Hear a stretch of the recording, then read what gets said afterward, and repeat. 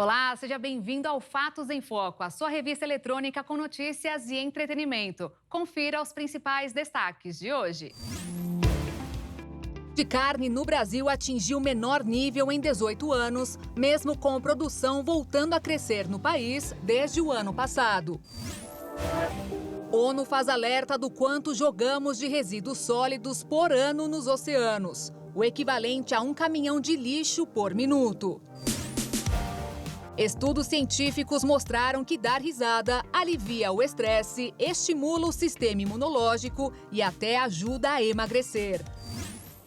Não é novidade que o café é uma das bebidas mais consumidas no mundo. Só que algumas novas descobertas dividem opiniões sobre as vantagens e desvantagens de quem toma. No estudo publicado no The New England Journal of Medicine, foi apontado que beber pelo menos uma xícara de café por dia pode fazer você se mover mais, mas dormir menos e pode aumentar o risco de sofrer de um tipo de palpitação cardíaca. A conclusão geral é que não há uma única consequência do consumo da bebida relacionada à saúde, mas a realidade é mais complicada. A maioria das pesquisas apenas observa o que acontece com as pessoas que bebem e as que não bebem café.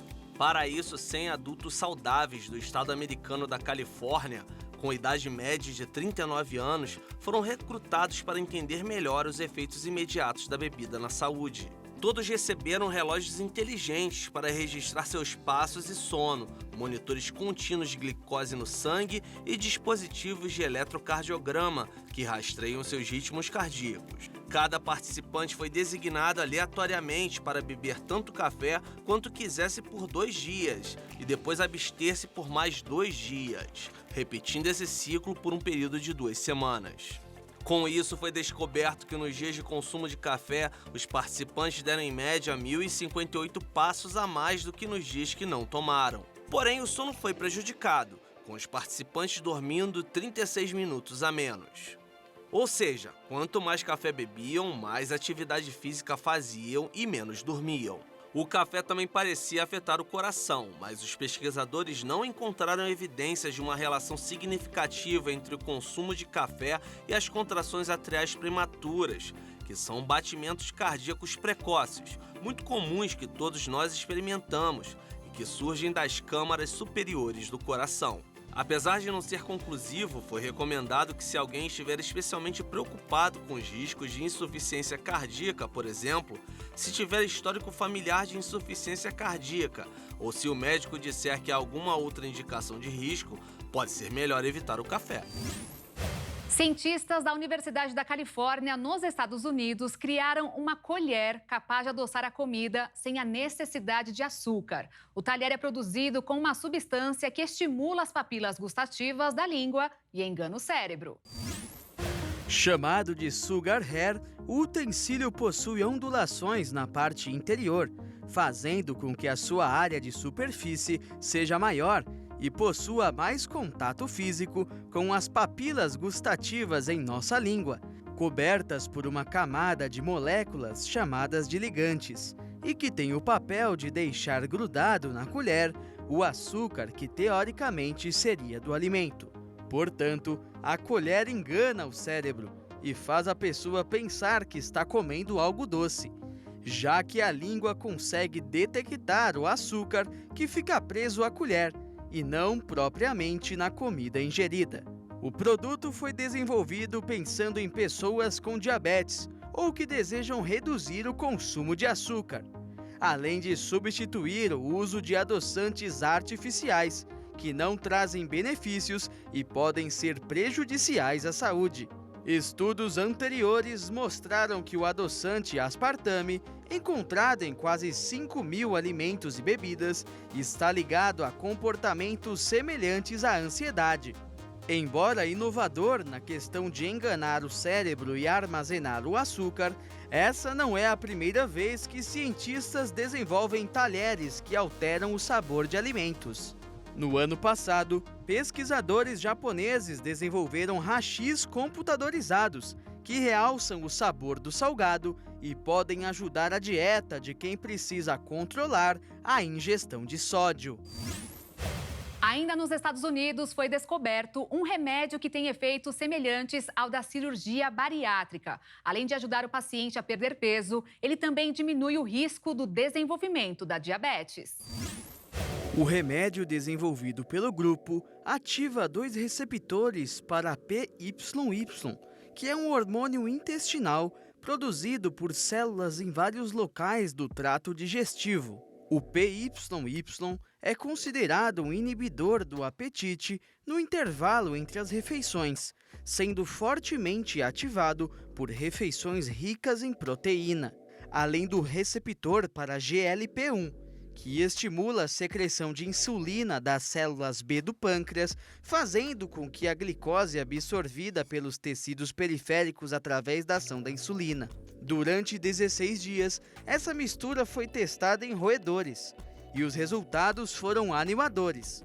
80% dos ratos comeram menos do que normalmente comiam e apresentaram uma redução de peso de 12%, ou seja, os ratos perderam 3 vezes mais peso do que quando tratados com lilaglutida, uma outra droga injetável que ativa apenas o receptor de GLP-1 e que é aprovada pela Agência Reguladora Americana para o Tratamento da Obesidade. E ao contrário do tratamento com liraglutida, os testes com esse novo medicamento chamado de GEP-44 não revelaram sinais de náusea ou vômito.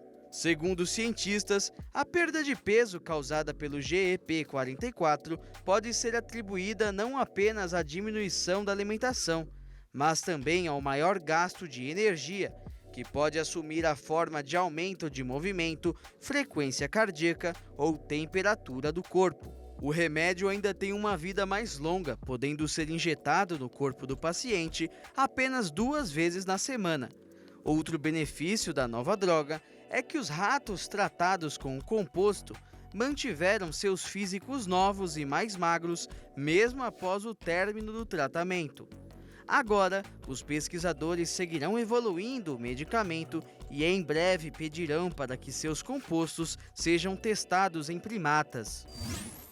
O consumo de carne no Brasil atingiu o menor nível em 18 anos, ou seja, desde 2004. Apesar da queda registrada, a produção de carne bovina está voltando a crescer no país desde o ano passado.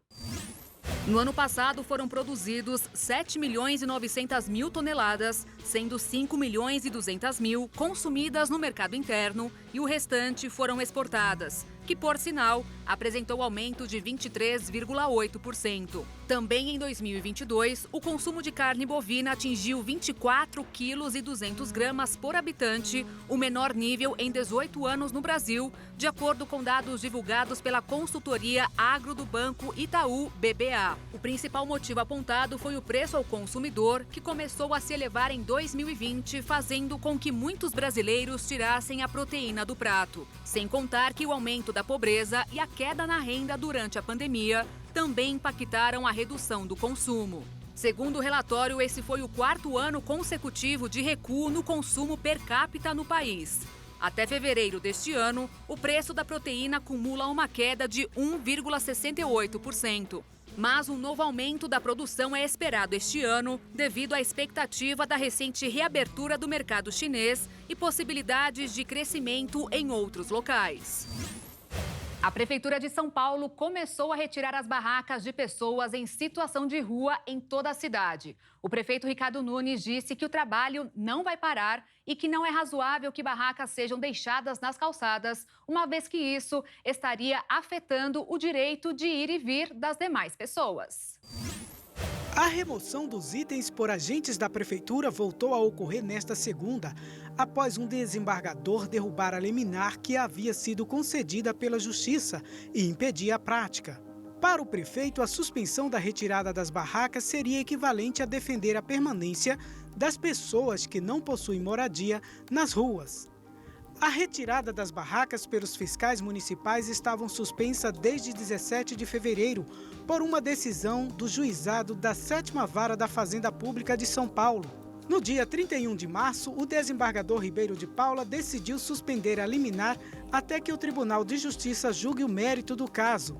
De acordo com o prefeito Ricardo Nunes, as equipes da prefeitura foram orientadas a trabalhar com o convencimento das pessoas em situação de rua para que as barracas sejam desmontadas durante o dia.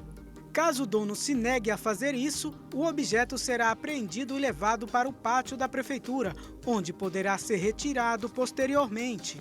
Um decreto de 2020 estabelece que os fiscais da subprefeitura da Sé, que cuida das ações de zeladoria da região central da capital, estão proibidos de retirar pertences pessoais da população de rua, tais como documentos de qualquer natureza, cartões bancários, sacolas, medicamentos e receitas médicas, livros, malas, mochilas, roupas, sapatos, cadeiras de rodas, muletas, panelas, fogueiras, utensílios de cozinhar e comer, alimentos, colchonetes, travesseiros, tapetes, carpetes, cobertores, mantas, lençóis, toalhas e barracas desmontáveis.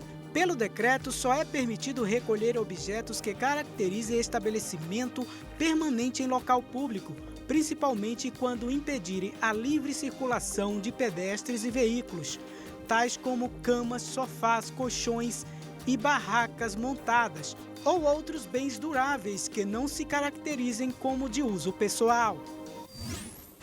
O Diário Oficial da União publicou a lei que cria a Campanha Nacional de Prevenção da Exposição Indevida ao Sol. A lei começa a valer dentro de 180 dias a contar da data da sua publicação. O objetivo da iniciativa é conscientizar as pessoas sobre os riscos e as consequências da exposição indevida sem orientação médica ao sol.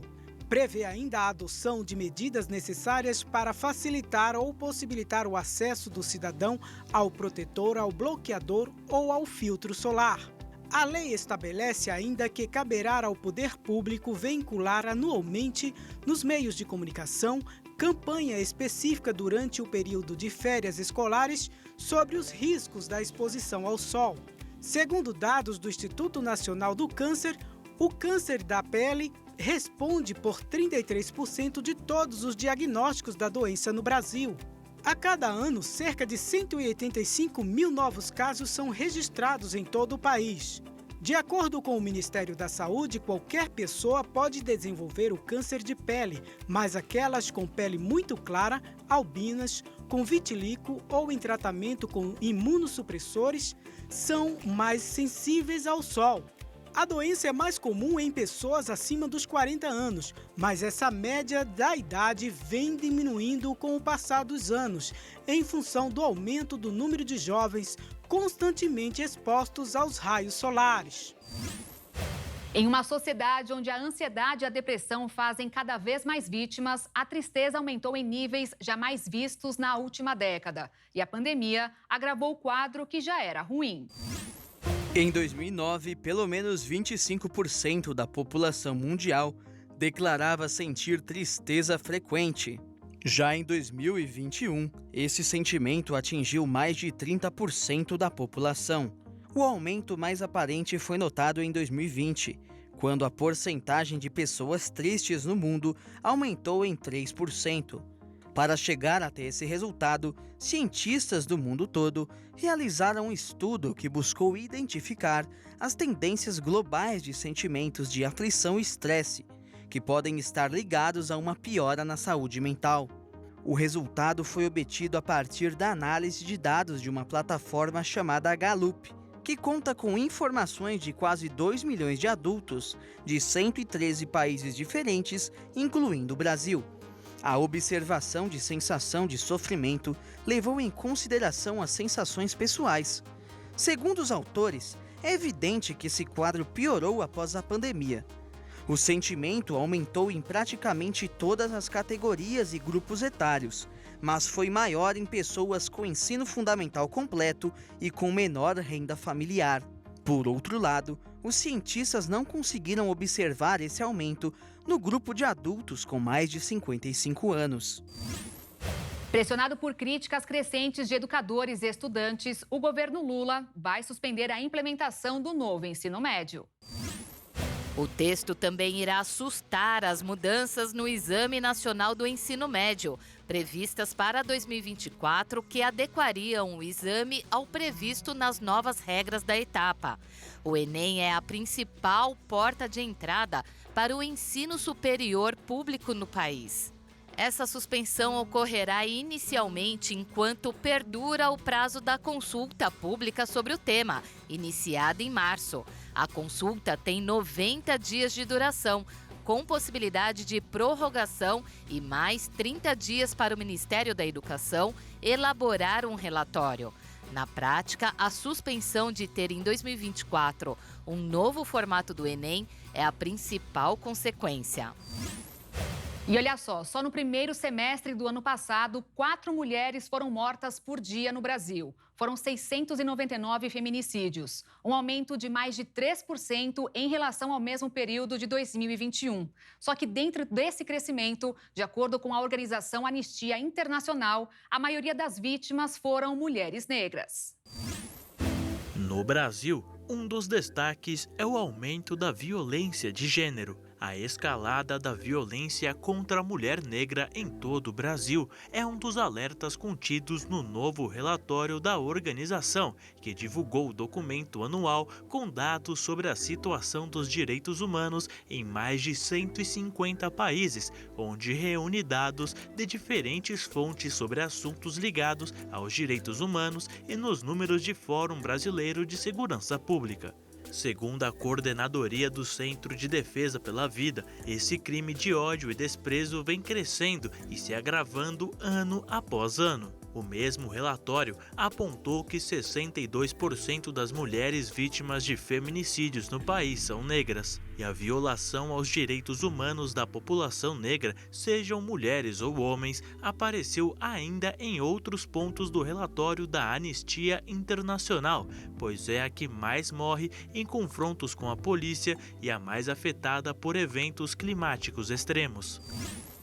Você que é motorista, já tomou alguma multa achando que poderia entrar com recurso na tentativa de ter sucesso por achar injusto e não deu em nada? Saiba que você não está sozinho. O índice de conseguir êxito é bem baixo. Só que existem leis que garantem, quando há de fato alguma irregularidade por partes dos órgãos de trânsito, a anulação da penalidade. Olha só.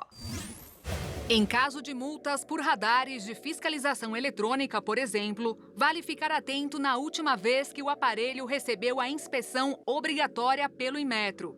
Muitas vezes, o radar que não foi inspecionado fica desregulado e aplica multas indevidas. No município de Alagoinhas, na Bahia, um único motorista tomou 25 multas, só que no mesmo dia, e acumulou uma dívida de mais de R$ 4.000. O motivo? Falta de inspeção do radar.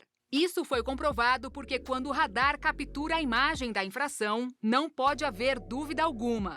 Ou seja, o flagra do ato infracional deve estar nitidamente visível. Então, se constar algum tipo de falha no mecanismo, é dever do órgão providenciar o cancelamento da multa. De acordo com a resolução do Conselho Nacional de Trânsito, os requisitos para atribuir validade da aferição dos radares são: ter seu modelo aprovado pelo Instituto Nacional de Metrologia, Qualidade e Tecnologia, atendendo à legislação metrológica e de trânsito. Assim, o equipamento recebe a certificação para que possa ser utilizado. Ser aprovado em verificação metrológica inicial pelo Inmetro ou entidade por ele delegada. Assim, é possível definir a aplicação específica do equipamento nos locais a serem determinados. Ser aprovado pelo Inmetro ou entidade por ele delegada em verificação metrológica periódica de acordo com a regulamentação técnica metrológica vigente, que se refere à supervisão anual dos aparelhos para que se mantenham dentro das homologações. Esses são requisitos suficientes para que o condutor possa juntar provas e montar sua defesa para solicitar a anulação da penalidade. E para recorrer a uma multa como essa, é preciso observar qual foi o órgão que o autuou e entrar com pedido de recurso junto à autoridade de trânsito responsável. Portar cópia da notificação de autuação ou da penalidade quando for o caso. Acessar o link para comprovar que a última inspeção tem mais de um ano desde a data da infração. e o auto de infração ou documento que conste placa e o número do auto de infração de trânsito.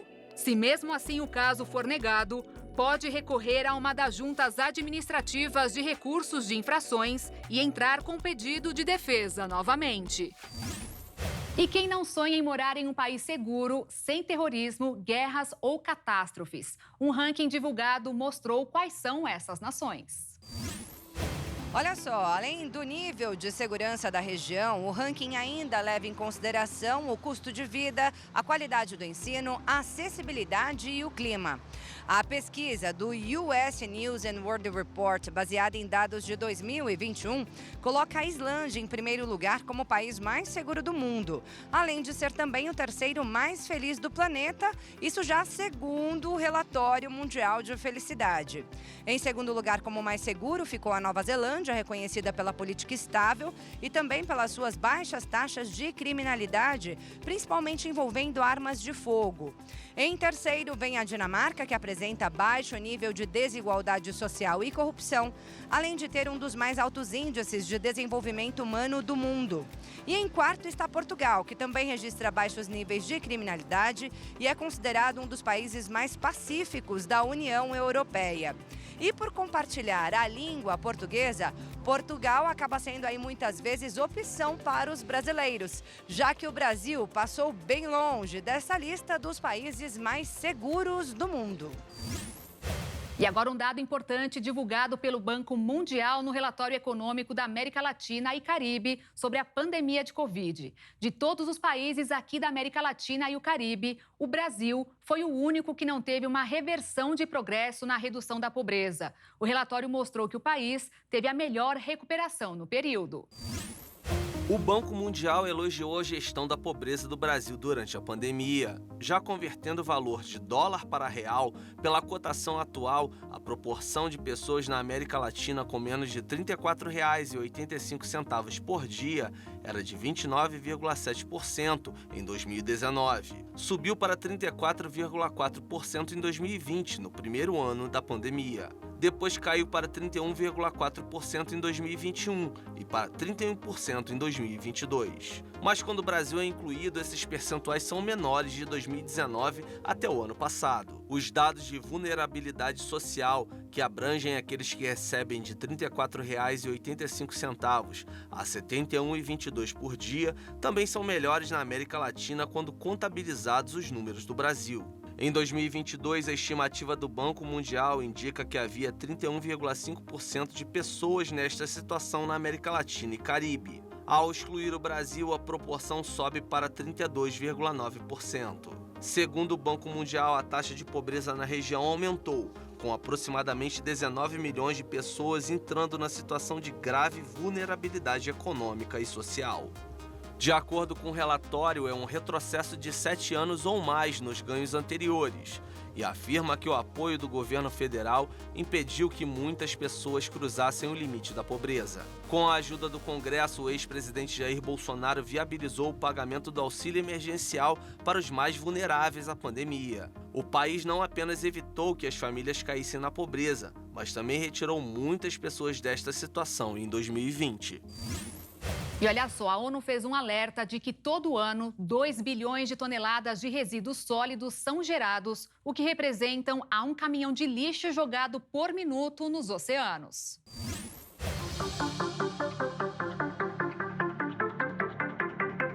Todos os anos, cerca de 931 milhões de toneladas de alimentos são perdidos ou desperdiçados e até 14 milhões de toneladas de resíduos plásticos entram nos ecossistemas aquáticos. Segundo a Organização das Nações Unidas, os objetivos das iniciativas de desperdício zero são proteger o meio ambiente, aumentar a segurança alimentar e melhorar a saúde e o bem-estar humanos. Dados recentes mostram que 10% de todas as emissões globais de gases de efeito estufa vêm do cultivo, armazenamento e transporte de alimentos que nunca são usados.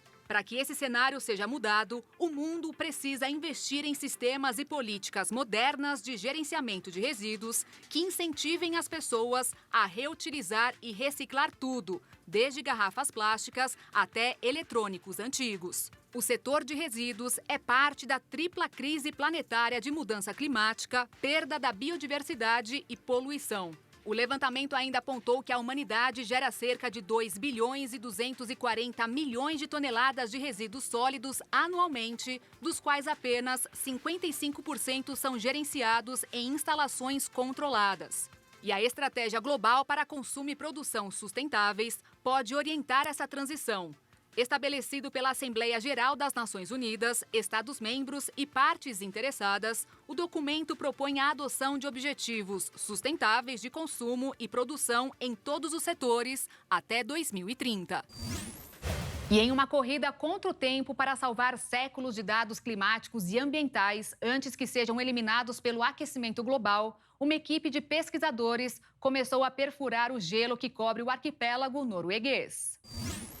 Em um comunicado, a Fundação Ice Memory, responsável pelo projeto, destacou a importância do trabalho, já que as geleiras em altas latitudes, como as do Ártico, começaram a derreter em grande velocidade. 8 cientistas da França, Itália e Noruega, juntamente com um especialista em perfuração e um guia de montanha, estão encarregados de extrair 2 amostras cilíndricas de um comprimento total de 125 metros em cortes de 1 metro. Uma amostra será analisada imediatamente e a outra será armazenada na Antártica para futuras gerações. Os especialistas em glaciologia lembram como sua matéria-prima está desaparecendo para sempre da superfície do planeta e, por isso, a necessidade de preservação de um pouco desse material. A equipe montou seu acampamento a 1.100 metros de altitude na região de Rotendalfona, repleta de rachaduras perigosas, com temperaturas entre menos 25 e menos 5 graus Celsius. Ao longo de 20 dias, o grupo vai ser responsável por extrair os cilindros, que têm 10 centímetros de diâmetro. As amostras de gelo abrigarão a memória climática dos últimos 300 anos, principalmente em suas minúsculas bolhas de ar presas no gelo. E olha só que excelente notícia, aquelas pessoas que têm necessidade de usar cadeiras de rodas, próteses, aparelhos auditivos, entre outros, para ter qualidade de vida. A Caixa Econômica Federal anunciou uma linha de crédito para que elas façam financiamento e tenham acesso a esses equipamentos a partir das próximas semanas. A instituição anunciou o lançamento de uma linha de crédito para esse público ainda este mês, com empréstimos que vão variar entre R$ 5.000 a R$ 30.000 para compra, manutenção e reparo de produtos e serviços de tecnologia assistiva. As parcelas poderão ser pagas em até 60 meses, ou seja, 5 anos. Quem tiver interesse, basta pedir o crédito diretamente nas agências do banco. Coordenada pelo Ministério de Direitos Humanos e da Cidadania, a linha de crédito terá juros mais baratos que os do mercado, com subsídio do governo federal, e taxas de 6% ao ano para quem ganha até 5 salários mínimos e 7,5% ao ano para quem ganha de 5 a 10 salários mínimos. Além dos equipamentos tradicionais para pessoas com deficiência, a linha de crédito pode financiar a adaptação de imóveis e até de veículos para esse perfil, que também poderá financiar a manutenção, a revisão e o reparo de produtos.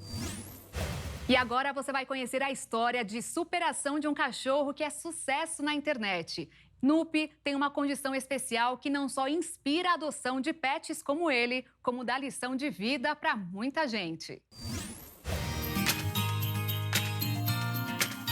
Perfis de pets fofinhos nas redes sociais ganham cada vez mais destaque. Mas esse aqui é ainda mais especial.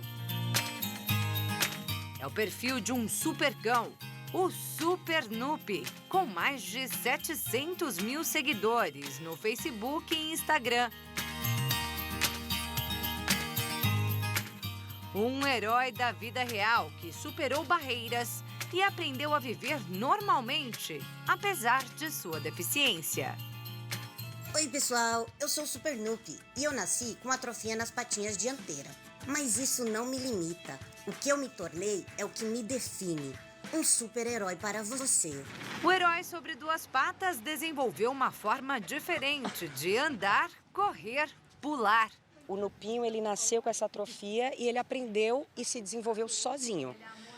Eu acho que é uma mistura aí também de força de vontade, de físico, né? Porque ele desenvolveu uma musculatura muito poderosa, assim, que preserva a coluna dele, que dá toda a sustentação, equilíbrio. É um cãozinho guerreiro, exemplo de superação para muito ser humano. Foi até uma surpresa, porque quando eu fiz as redes sociais do Nupi, eu não tinha intenção dele ficar famoso. Eu adotei ele pré-pandemia, né? E eu vi as coisas incríveis que ele fazia, e eu criei um Instagram, um Facebook para ele, e eu fiquei surpresa com a quantidade de mensagem que a gente recebe justamente por isso, que o Nupi inspira, como ele é guerreiro, que ele não fica como ser humano se questionando de por que eu nasci assim ou por que aconteceu isso comigo. Ele simplesmente vai e faz, né? Poliana conheceu o Nupi em 2020 por meio de uma foto na internet. Ela conta que ele foi oferecido à adoção pela antiga família, que com a chegada da Covid-19 não teve mais condições de cuidar dele. Por isso, buscou a nova protetora. Quando eu vi a foto dele, eu me apaixonei por esse sorriso dele. Né, filha? Foi amor à primeira vista, então? A primeira foto. Porque eu decidi tudo antes de conhecê-lo pessoalmente. Né? E aí falei, não, é meu, já estava escrito. Gente, o Nupi é mesmo apaixonante. Não tem quem não se encante por ele. Não por acaso ele ficou assim tão famoso nas redes sociais. E foi essa fama toda que o tornou embaixador de um projeto que leva informações e conscientiza sobre pets com deficiência. É o Cão de Rodinhas.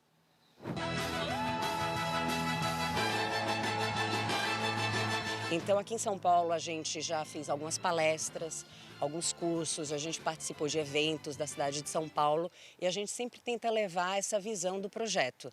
Primeiro que a pessoa não deve pensar que está sozinha, tem muita gente com ela que pode ajudá-la. E depois, ter um pet com deficiência não é uma coisa de outro mundo. Foi para quebrar esse mito da própria fundadora do projeto que a organização nasceu em 2018. Eu tenho um cachorro que é cadeirante, o Argus. Ele foi atropelado quando ele tinha 1 ano e meio de idade, né, numa fuga. E, infelizmente, não prestaram socorro. Ele veio a se tornar paraplégico, né, depois dessa fuga.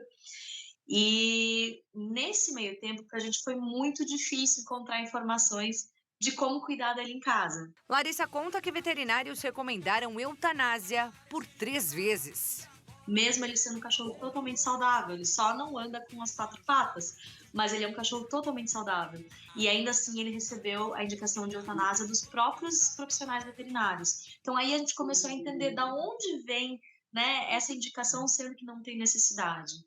Para o Argus, uma simples cadeira de rodas resolveu a questão. Daí o nome, Cão de Rodinhas. O projeto que tem hoje uma cartilha para orientar quem precisa. Em 3 anos, desde sua primeira impressão, a publicação já foi enviada gratuitamente para mais de 4.000 tutores e profissionais da área. A Larissa e seus colaboradores também realizam atendimentos online para tirar dúvidas sobre os cuidados com esses animais. Cuidados que, em muitos casos, podem não ser tão diferentes assim. É o mesmo trabalho, assim, de adotar qualquer outro. Inclusive, eu tenho mais 3 em casa e tenho um que é bebezão, que me dá muito mais trabalho do que o Nupi, muito mais trabalho. Com sua história de superação, o Nupi tem inspirado muita gente a adotar um pet com deficiência. A gente quer passar isso mesmo, sabe? Que um cão com deficiência, ele não tem limites, ele é feliz, ele brinca. E que a pessoa que está disposta a adotar vai ser muito feliz com ele. Se adaptando, né? Eu me adaptei pouco com o Nupi, tem outros que se adaptam um pouquinho mais, mas é algo que entra na rotina da gente e é super natural. A gente faz por amor e recebe muito amor em troca, muito. Mas fica o alerta. No momento de adotar um animal com deficiência, conversa com o veterinário, né? Faça uma consulta prévia, acompanha quais seriam o dia a dia desse animal e, com certeza, ele vai trazer muita alegria, muito ensinamento, né? Aquilo que a gente fala, eles trazem uma alegria de viver que é fora do normal, é algo muito especial mesmo.